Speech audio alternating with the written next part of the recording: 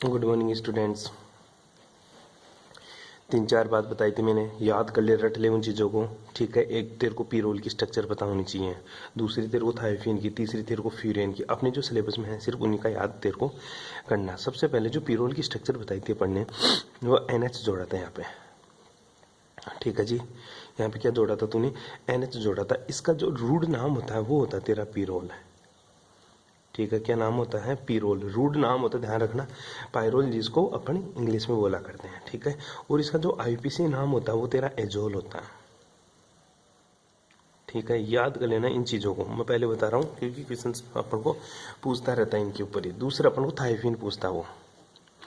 ठीक है, थायोफिन क्या करना है तेरे को? सीधी सी इसी तरह स्ट्रक्चर बनानी है। यहाँ पे सिर्फ S लगाना है। क्या लगाएगा? S डबल बॉन्ड, ये वाले। इसको तू क्या बोलेगा? थायोफिन। ठीक है, अब जो थायोफिन है इसका नाम IUPAC क्या होता है बेटा? इसका IUPAC नाम होता है थायोल। ठीक है, इसी तरह तेरा तीसरा जो कंपाउंड्स बनता है अपना हेटेरोसाइक्लिक कंपाउंड्स, उसका नाम ऑक्सीजन से रिलेटेड है, जिसको अपन क्या बोलेंगे? फ्यूरेन। क्या बोलेगा तू? फ्यूरेन। ये इसका रूड नाम है। इसका IUPAC नाम इसको बोलते हैं ऑक्सोल। क्या बोलेगा? ऑक्सोल। ठीक है, नाम आप लोगों को पता होना चाहिए। 3 कंपाउंड्स तो ये पता होना चाहिए। इसके साथ ही ये तो 5 मेंबर रिंग के थे। अब जो 6 मेंबर रिंग के अंदर एक कंपाउंड्स पढ़ाया था मैंने आप लोगों को, वो था तेरा पीरिडीन। क्या था? पीरिडीन। जो पीरिडीन इसका नाम होता है वो रूड नाम होता है। जो पीरिडीन नाम है इसका क्या है? रूड नाम है। इसका जो IUPAC नाम होता है इसको एजीन बोलते हैं। क्या बोलेंगे इसको? एजीन। ध्यान देना ना ये चीज़। हाँ, IUPAC नाम भी साथ में आपको लोगों को पता होना चाहिए। इसके अलावा जो 6 मेंबर में और आता है तेरा, वो 2 कंपाउंड्स और हैं जिनको अपन को याद करना है। 3 कंपाउंड्स की बात करते हैं। जो एक तो तूने बेंजीन बनाया था। ठीक है, बेंजीन बनाने के साथ में क्या लिखा था तूने? इधर तो बेंजीन किया था ऐसा, और यहाँ पे भी तूने क्या बना दिया था? नाइट्रोजन कंटेनिंग कंपाउंड रख दिया था यहाँ पे NH। ठीक है बेटा, ये रखा था। इसको इंडोल बोलते हैं। क्या बोलेगा तो? इसको इंडोल। ध्यान दीजिएगा, इसको क्या बोलेंगे? इंडोल। और इसका जो IUPAC नाम होता है इसको बेंजोपिरोल बोलेंगे। क्या बोलेंगे इसको? बेंजोपिरोल। ठीक है, बेंजोपिरोल भी बोल सकते हैं इसको, और दूसरा इसको बोल सकते हैं बेंजोजोल भी। बेंजेजोल। ठीक है, दोनों ही इसके क्या होते हैं? IUPAC नाम। इसके साथ ही अगर मैं दोनों ही 6 मेंबर रिंग ले लूँ, ठीक है, ये भी मेरी बेंजीन है। ठीक है, और ये भी मेरी क्या है? इधर भी बेंजीन जोड़ दी मैंने, लेकिन यहाँ पे नाइट्रोजन यहाँ पे टिका दिया मैंने। ये डबल बॉन्ड, ये डबल बॉन्ड। ठीक है, पीरिडीन के साथ मैंने क्या जोड़ दी? बेंजीन। इसको बोलेंगे क्विनोलिन। क्या बोलेगा बेटा इसको? क्विनोलिन। क्विनोलिन का जो IUPAC नाम होता है वो होता है तेरा 1 बेंजीन। क्या बोलेंगे इसको? 1 बेंजीन। ठीक है, ये इसका क्या होता है? IUPAC नाम होता है, जीन होता है 1 बेंजीन। 1 बेंजीन इसका IUPAC नाम होता है। इसके साथ ही अगर इसको यहाँ ट्रांसफर कर दूँ तो तीसरा इसका एक और कंपाउंड बन जाता है तेरे हेटेरोसाइक्लिक कंपाउंड्स। वो क्या नाम होता है वो भी देख ले एक बार के लिए, छोटा सा। अगर मैं नाइट्रोजन को यहाँ ट्रांसफर कर दूँ तो, ठीक है, तो यहाँ पे ट्रांसफर करने पे नाइट्रोजन को क्या बनता है वो देख ले। इसका नाम क्या है? इसका नाम आइसोक्विनोलिन बनता है। क्या बोलते हैं इसको? आइसोक्विनोलिन। आइसोक्विनोलिन। ठीक है, और जिसका IUPAC नाम होता है वो बोलता है 2 बेंजीन। वहाँ यहाँ पे 1 बेंजीन था, 1 पोजीशन पे था, इसको बोलेंगे 2 बेंजीन। ठीक है, मतलब यहाँ से अगर 1 पोजीशन पर बेंजीन है, लेकिन यहाँ से 1 और 2 पोजीशन के ऊपर बेंजीन है, इसलिए इसको 2 बेंजीन बोलेंगे अपन। आई बात समझ में? ये सिंपल सी बातें आप लोगों को मैंने बताई थी। ठीक है, अब एक एक चीज पढ़ेंगे। एक एक चीज पढ़ने से पहले आपको थोड़ा बहुत रिलेशन पता होना चाहिए, जो डायरेक्ट 1 नंबर में पूछता है क्वेश्चन। ठीक है, तो क्वेश्चन लिख लीजिएगा एक बार के लिए। ठीक है, क्वेश्चन क्या आता है कि जो पीरोल, फ्यूरेन और प्यूरेन, ठीक है, पीरोल, फ्यूरेन और थायोफिन देख ले। पीरोल, फ्यूरेन और थायोफिन, ठीक है, इनकी जो अनुनादी ऊर्जा होती है ना, वो क्या होती है? बेंजीन की तुलना में कम होती है। ऐसा क्यों? इनकी जो बेंजीन, इनके पहले ऐसे भी क्वेश्चन पूछ लेता है, पीरोल, फ्यूरेन और थायोफिन, इनकी जो अनुनादी ऊर्जा उच्च होने के कारण ये अधिक स्थायी होते हैं। पहली चीज याद रखना, नोट लगा के लिख लेना, पहले अनुनादी ऊर्जा लिख ले लिखी, वो देख एक बार। अनुनादी हेडिंग लगा ले, अनुनादी संरचनाएं। ठीक है, अब देख इसमें भी NH है, यहाँ पे सल्फर है, यहाँ पे ऑक्सीजन है, तो तीनों को मैं एक कंपाउंड से दिखा देता हूँ, जेड से। ठीक है, कैसे कि गुरुजी मैं एक स्ट्रक्चर लिख दूं ऐसे, और यहाँ पे मैंने क्या लगा दिया, जेड लगा दिया बेटा जी। ठीक है, और इसके ऊपर क्या है, लोन पेयर है जेड के ऊपर। ठीक है, और ये तेरा डबल बॉन्ड है। अब जो जेड है ये, ठीक है, एन क्या लगा दिया, ये जो जेड है, ये जेड कुछ भी हो सकता है। जेड का मान हो सकता है गुरुजी मेरा NH ले ले, NH लेता है तो पीरोल बन जाएगा। जेड का मान अगर मैं S ले लिया तो क्या बन जाएगा, थायोपीन बन जाएगा। अगर जेड का मान मैं O ले लिया तो क्या बन जाएगा, मेरा फ्यूरेन बन जाएगा। ठीक है, ये जेड के मान के ऊपर डिपेंड करते हैं। सिंपल से डायग्राम है ये तेरे। आगे देख, अब दूसरी बात करते हैं आगे। अब इसकी अनुनादी संकर की बात करें, अनुनादी ऊर्जाओं की बात करें, तो अनुनादी संरचनाओं की बात करें तो देख अनुनादी संरचनाएं कैसे बनती है। अगर ये बॉन्ड के लोन पेयर कहाँ ट्रांसफर हो जाए बेटा, ये लोन पेयर यहाँ ट्रांसफर हो, तो ये डबल बॉन्ड कहाँ ट्रांसफर हो जाएगा, यहाँ पे ट्रांसफर हो जाएगा। ठीक है, तो तेरी जो अनुनादी पहली संरचना बनेगी वो कैसी बनेगी, देख ये तेरा जेड, और यहाँ पे क्या आ गया, डबल बॉन्ड, और इससे चार्ज चला गया तो जेड के ऊपर कौन सा चार्ज आ गया बेटा, पॉजिटिव चार्ज आ गया। ठीक है, और यहाँ पे कौन सा चार्ज आ गया, नेगेटिव, और यहाँ पे क्या है तेरा डबल बॉन्ड। अब दूसरी स्ट्रक्चर में क्या होगा, ये बॉन्ड के इलेक्ट्रॉन यहाँ पे नेगेटिव चार्ज यहाँ पे ट्रांसफर होगा, तो इस बॉन्ड के इलेक्ट्रॉन कहाँ ट्रांसफर होंगे, इसके ऊपर ट्रांसफर हो जाएंगे। ठीक है, तो फिर से कौन सी संरचना बनेगी, देखना एक बार के लिए। इस तरह से तेरी स्ट्रक्चर बनती है। ये तेरा जेड है, जेड के ऊपर कौन सा चार्ज है, पॉजिटिव, और ये डबल बॉन्ड है तेरा, और यहाँ पे क्या आ गया तेरा, नेगेटिव। ठीक है, यहाँ पे क्या आ गया तेरा नेगेटिव, और यहाँ पे क्या हो गया वापस से डबल बॉन्ड। आई बात समझ में। अब आगे देख, इसमें छोटी सी बात है आगे, अगर यहाँ पे नेगेटिव चार्ज है, ठीक है, अब क्या होगा, ध्यान देना बेटा, एक छोटी सी बात बताता हूँ तेरे को। ये डबल बॉन्ड की इलेक्ट्रॉन यहाँ पे, तो यहाँ पे क्या नेगेटिव, अब ये नेगेटिव चार्ज आएगा यहाँ पे। ठीक है, यहाँ पे जाएगा तो इस बॉन्ड के इलेक्ट्रॉन कहाँ ट्रांसफर होंगे, यहाँ पे। ठीक है, तो कैसे होगा, देख वापस से घूम गया चार्ज एक बार, ये ले, ये जेड, ये डबल बॉन्ड, और इसके ऊपर ये जेड, ये डबल बॉन्ड, यहाँ तो क्या आ गया तेरा, डबल बॉन्ड आ गया। ठीक है, ध्यान देना बेटा इस चीज के बारे में, यहाँ तो क्या आ गया तेरा, डबल बॉन्ड, जो बॉन्ड की इलेक्ट्रॉन यहाँ पे ट्रांसफर हुई है ये नेगेटिव, तो ये पॉजिटिव चार्ज को क्या कर दिया, खत्म कर दिया। डबल बॉन्ड नहीं आएगा, ध्यान देना, ये पॉजिटिव चार्ज को क्या कर दिया गुरुजी, खत्म कर दिया। यहाँ था डबल बॉन्ड तो, ठीक है, ये बॉन्ड की इलेक्ट्रॉन, ये नेगेटिव चार्ज, ये नेगेटिव चार्ज यहाँ ट्रांसफर हुआ तो इस पॉजिटिव चार्ज को क्या कर दिया, खत्म, तो ये बिल्कुल क्या हो गया, न्यूट्रल हो गया। और ये डबल बॉन्ड है ना, यहाँ ट्रांसफर हो गया तो नेगेटिव चार्ज यहाँ आ गया तेरा। बैठ रही है बात समझ में। ठीक है, ये बिल्कुल न्यूट्रल हो जाता है।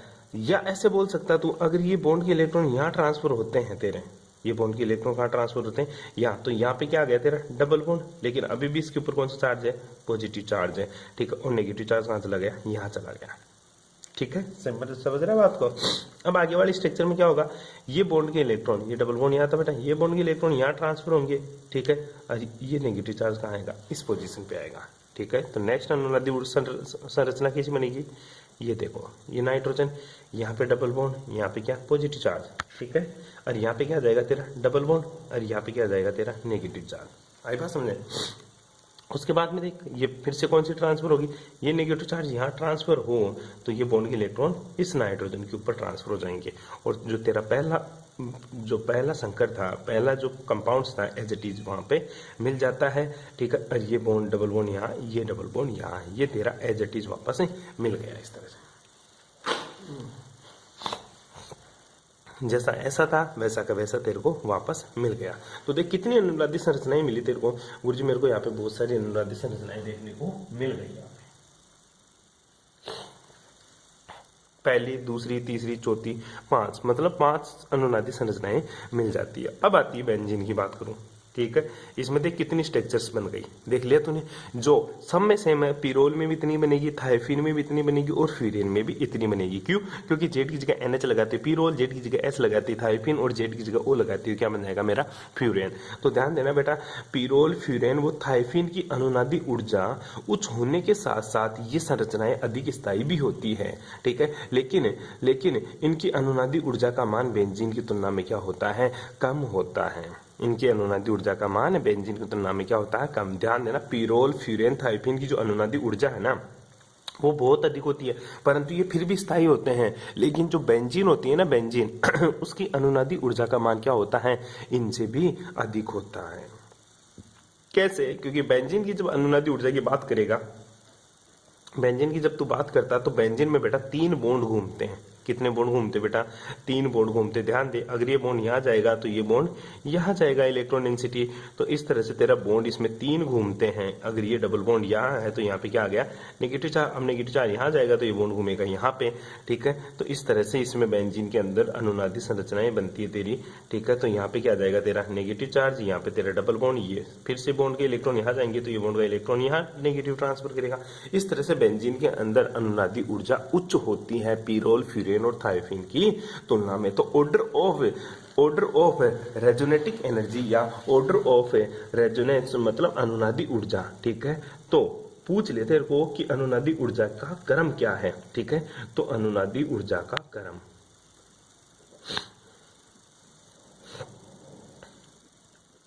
ठीक है, किसकी अनुनादी ऊर्जा सबसे ज्यादा होगी? सिंपल सी बात है गुरुजी, अनुनादी ऊर्जा का क्रम की बात करूं तो सबसे ज्यादा जो अनुनादी ऊर्जा होगी वो किसकी होगी बेटा? बेंजीन की।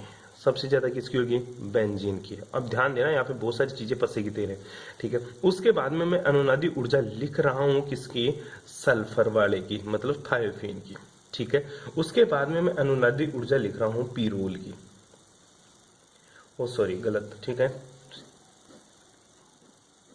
एक मिनट। बेंजीन की सबसे ज्यादा अनुनादी ऊर्जा क्योंकि 6 मेंबर्ड है, ठीक है। दूसरी, उसके बाद में आ गई तेरी थायोफिन की, ठीक है। उसके बाद में जो अनुनादी ऊर्जा है वो आएगी बेटा तेरी पीरोल की, ठीक है, इस तरह से। और सबसे कम जो अनुनादी ऊर्जा है वो आती है बेटा ऑक्सीजन वाली की। अब बात आती है क्वेश्चन की, गुरुजी ऐसा क्यों, मतलब सबसे कम फ्यूरेन की होती है, ऐसा क्यों हुआ? सबसे कम फ्यूरेन की कितनी होती है? ध्यान दे बेटा, इसकी अनुनादी ऊर्जा होती है 36 किलो कैलोरी। इसकी जो अनुनादी ऊर्जा होती है वो 29 किलो कैलोरी होती है, और इसकी जो अनुनादी ऊर्जा होती है वो होती है 21 किलो कैलोरी, ठीक है। और इसकी जो अनुनादी ऊर्जा होगी वो 16 किलो कैलोरी अनुनादी ऊर्जा इनकी देखने को मिलती है। बैठ रही है बात समझ में? अब ऐसा क्यों हुआ, ठीक है, ध्यान देना बेटा। जिसकी अनुनादी ऊर्जा ज्यादा, उसकी स्टेबिलिटी भी क्या होती है बेटा? ज्यादा होती है। आई बात समझ में? क्वेश्चन पूछ लेता है कि जो थायोफिन है, ठीक है, थायोफिन, ठीक है,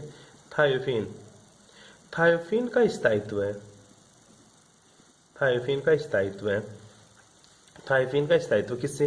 पीरोल और फ्यूरेन से अधिक होता है,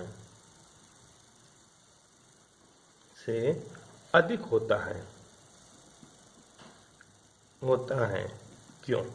पूछता है कि थायोफिन का स्थायित्व पीरोल और फ्यूरेन से अधिक होता है, ऐसा क्यों? बेटा इसके 2 कारण है। पहला सा मोटा सा कारण तो यही है कि जो थायोफिन का विषम परमाणु, थायोफिन के अंदर जो विषम परमाणु सल्फर होता है ना, इसकी सल्फर की जो विद्युत ऋणता होती है ना, सल्फर की विद्युत ऋणता वो क्या होती है गुरुजी? ये ऑक्सीजन तथा नाइट्रोजन से कम होती है, ऑक्सीजन तथा नाइट्रोजन से कम होती है, जिसकी वजह से थायोफिन में उपस्थित इलेक्ट्रॉन, अबंधी इलेक्ट्रॉन आसानी से रेजोनेंस में चला जाता है।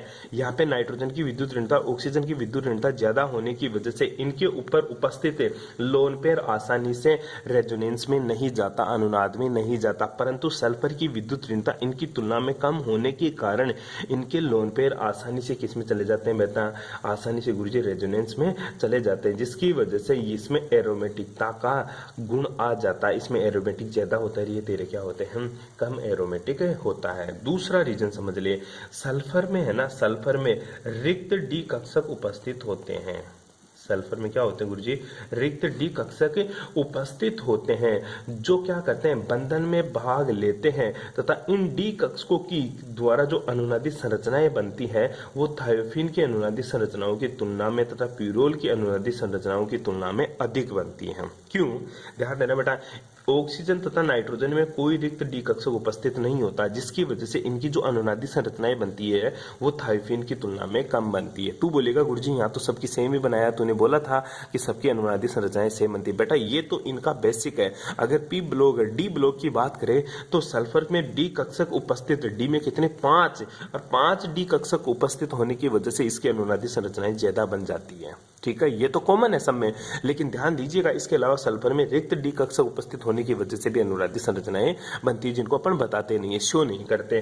तो क्वेश्चन आता थायोफिन का स्थायित्व पिरोल व फ्यूरेन की तुलना में अधिक होता है। क्यों? क्योंकि थायोफिन में उपस्थित सल्फर की विद्युत ऋणता पिरोल में तथा फ्यूरेन तथा पिरोल में उपस्थित ऑक्सीजन तथा नाइट्रोजन की विद्युत ऋणता से अधिक कम होती है, जिसकी वजह से क्या होता है गुरुजी, इसमें अबंधी इलेक्ट्रॉन युग में एरोमेटिक पद के निर्माण में आसानी होती है और इसकी विद्युत ऋणता कम होने के कारण इनमें रेजोनेंस ज्यादा होता है। सल्फर के रिक्त डी कक्षक की उपस्थिति से इनमें भी रेजोनेटिक स्ट्रक्चर ज्यादा बनती है। यही क्वेश्चन होता है कि इनका स्थायित्व अधिक होता है। दूसरा क्वेश्चन क्या पूछता है वो सुन ले एक बार। 5 सदस्यीय विषम चक्रीय यौगिकों की संरचना व एरोमेटिकता को समझाओ, तू कर लेगा। आगे वाला क्वेश्चन क्या बताया, थायोफिन का स्थायित्व पिरोल की तुलना में अधिक होता है, तू समझा देगा। ठीक है, रिक्त डी कक्षक और सारी बातें तो लिख देगा, बाकी की बातें करेंगे नेक्स्ट क्लास में। Thanks for corporation.